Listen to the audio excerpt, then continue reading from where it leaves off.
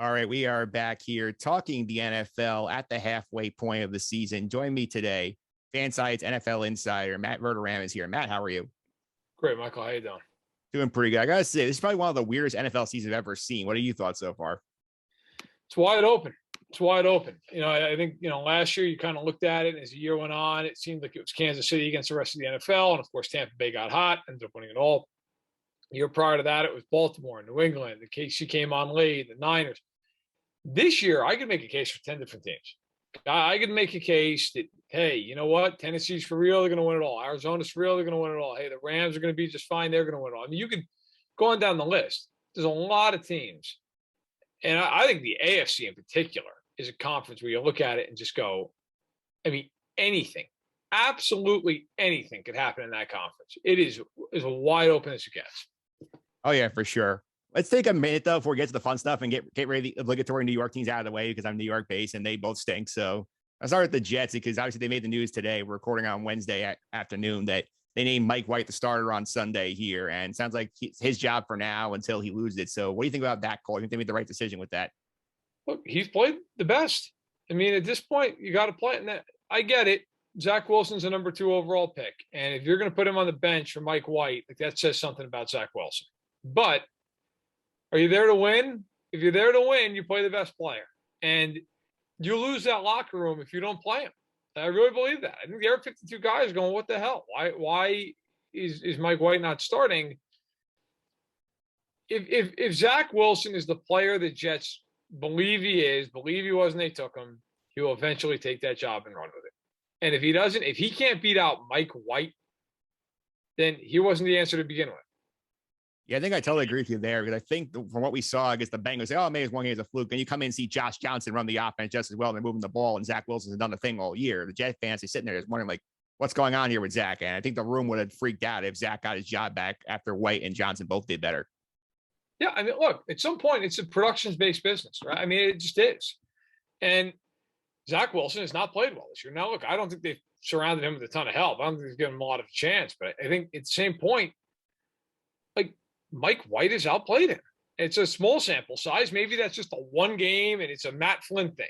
But for now, he has outplayed him. Give him a shot against the Bills. The Bills have had a great defense all year. If Mike White torches Buffalo, then I think you've got to start looking at it more serious. Yeah, I agree. Let's go to the Giants now, too. The Giants are a team that cannot figure out what the hell their actual end game is here because I feel like they're in another sports now. I feel like they're the team that's upsides the 8 seed in the NBA where they're going to get in the playoffs at best and lose around immediately. But what do you think of these seeing the Giants this year? Because I feel like I have no idea what to make of them. I can't tell what they do well, what the plan is. No idea what's going on with them.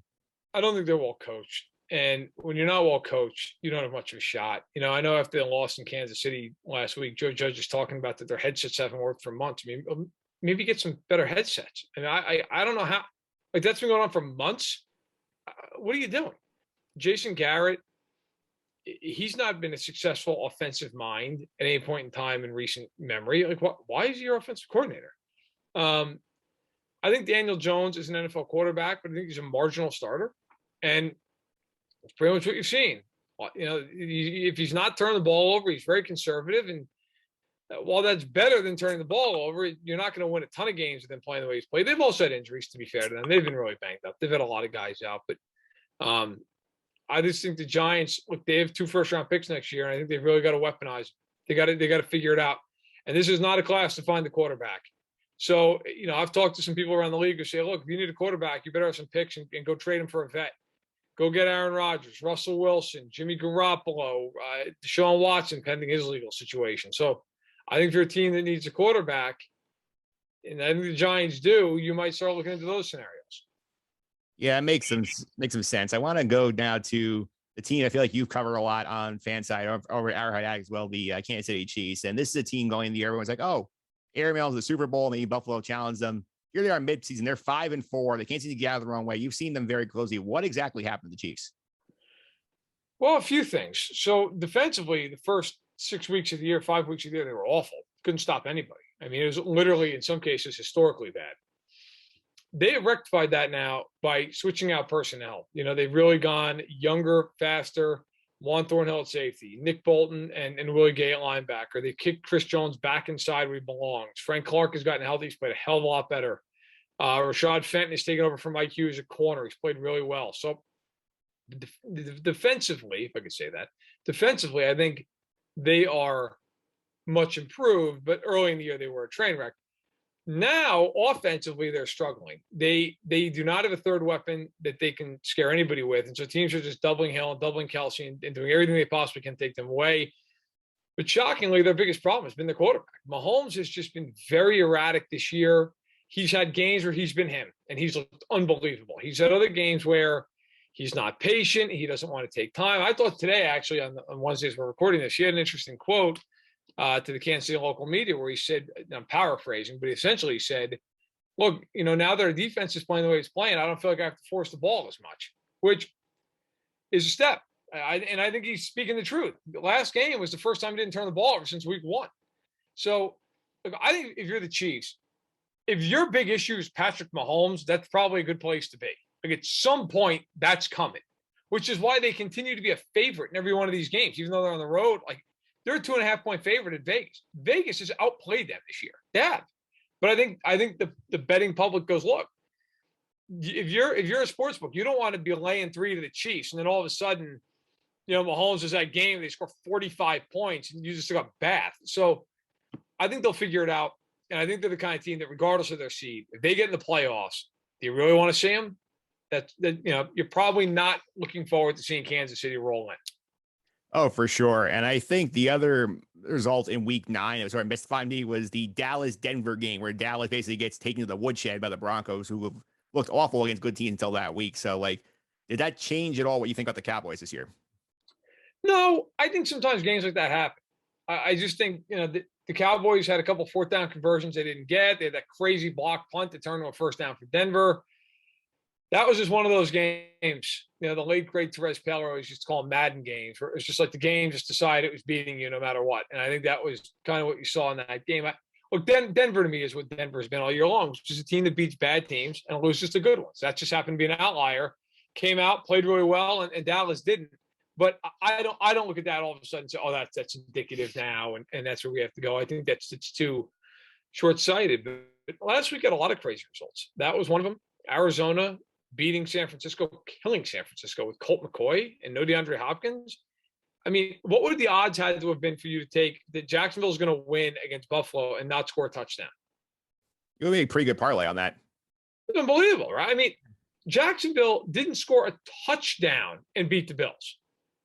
I mean, who thought in a million years that was even possible? Yeah, I certainly didn't. I'll say that much. I also think in terms of the AFC, it brings up a good point, because that conference, I mean, a couple weeks ago, I did for fans, I tried to power rank the favorites. It's such a hard task. I had Tennessee number 1. I think I'm happy I did that because they've held up so far. But right now, you can make the case for 6-17 to get the Super Bowl out of the AFC. You could make a lot of different cases in the AFC.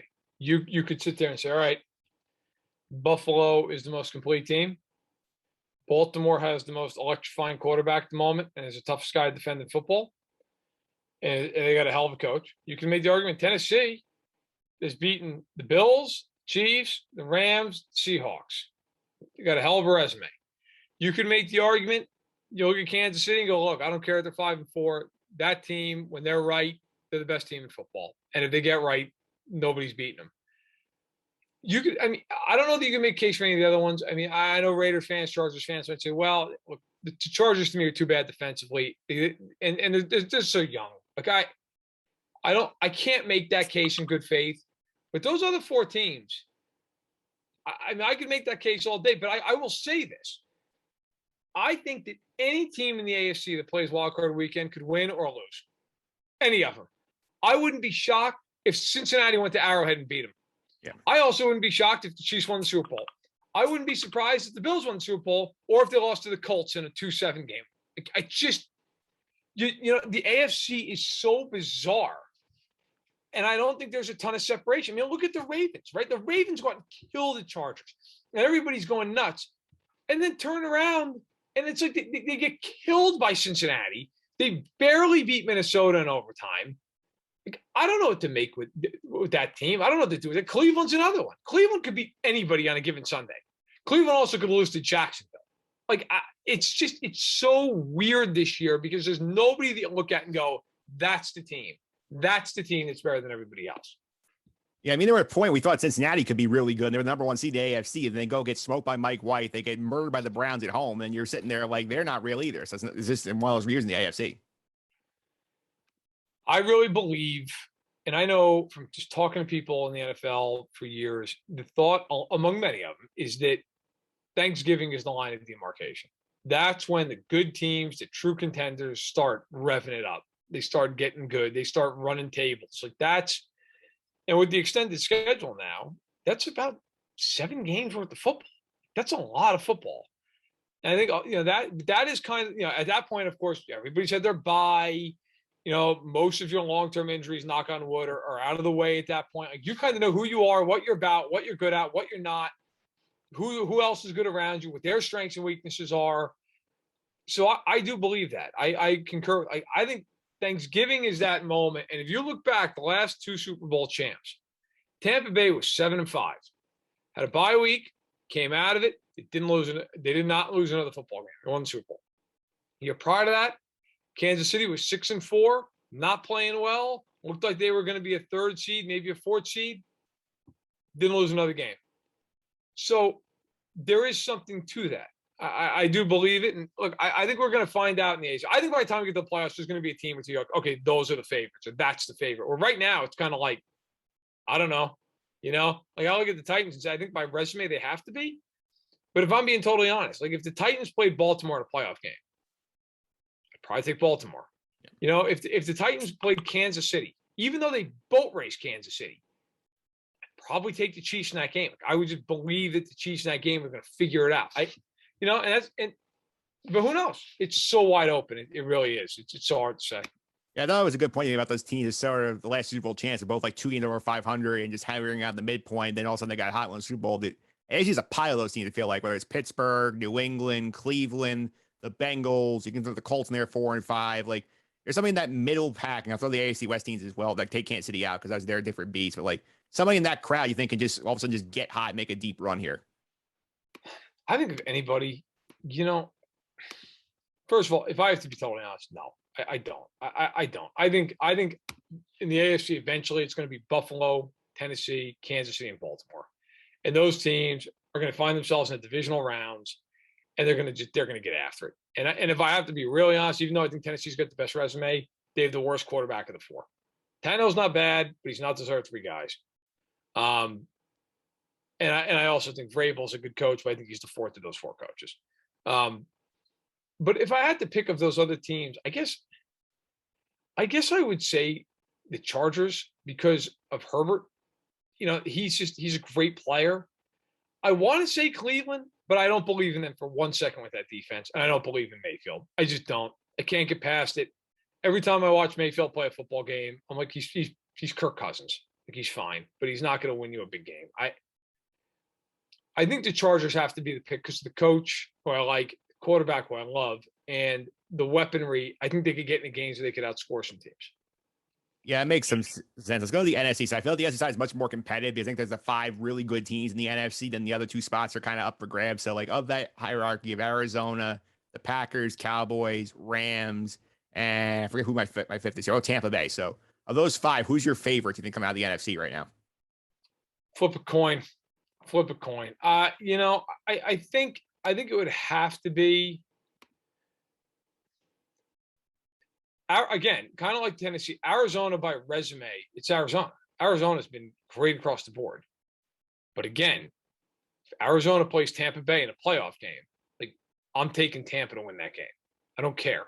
If you're telling me that Cliff Kingsbury is stopping Tom Brady, good luck.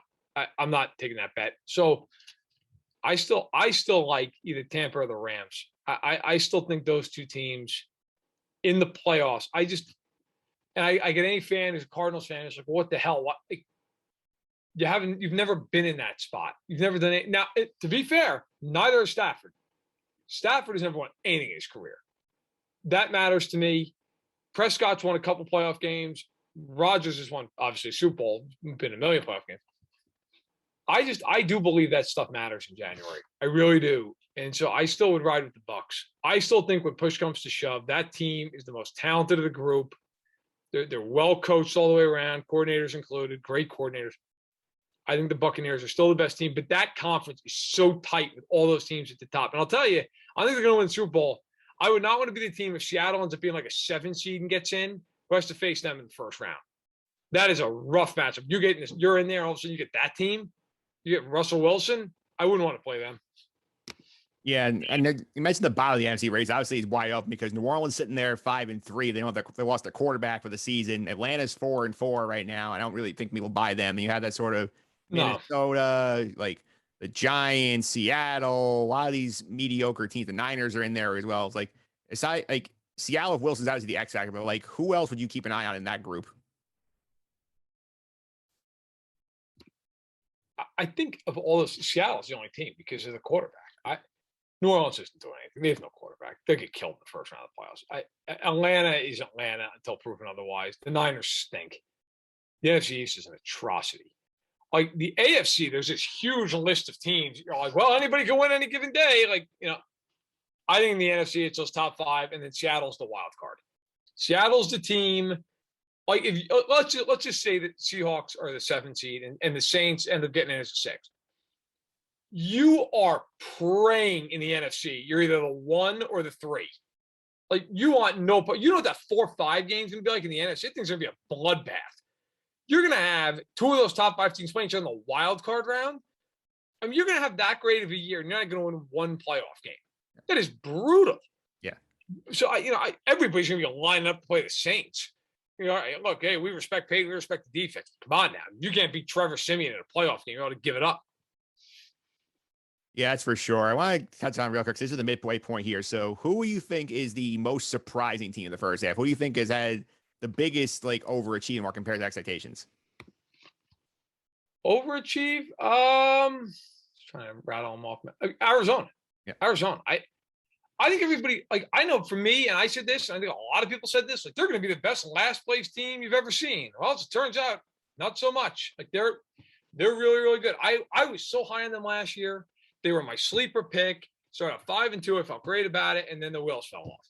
And so this year, I was kind of like, I think they're going to win 9 games. That division's so damn tough. Nope.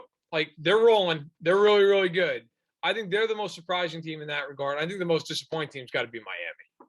That team's a mess. I mean, Kansas City in a way, but Kansas City might still end up winning the Super Bowl. I can't really throw them in there. Miami is a disaster. How are you that bad? You won 10 games last year, and you're just sitting there 2-7. I mean, it's just abominable.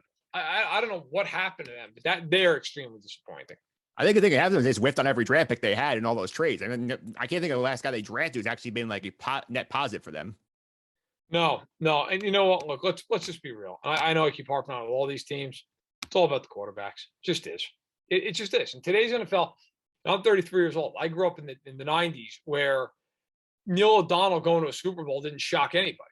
It was like, oh, well, they run the ball really well and they have great defense. And, that's just not the way it is anymore. It doesn't matter. I don't want to say that complimentary ball has no place in the NFL. It certainly does. But, if you have a quarterback, you can win. And I think a lot of these teams, look, the Cardinals whiffed on Josh Rosen. To their undying credit, instead of trying to make it work, they're like, nope, he's terrible. We're drafting Kyler Murray. It worked out. I mean, a lot of people thought they were nuts when they did that. Worked out. Tua Tagovailoa has not been good. They have not helped him with a horrible offensive line. They've yo-yoed around the guy. I actually feel for him, but he's not been good. And if you whiff on your quarterback, you are screwed. I don't care what else you get right. You're not going to win. And they have whiffed on the quarterback position time and again since Dan Marino retired 20 years ago.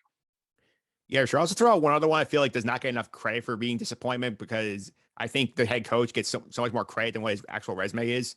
San Francisco, I think apart from 19, he's been a massive disaster the entire time he's been there. He has his reputation offensive genius. Nobody gives him a hard time for it. The Niners have really underachieved again.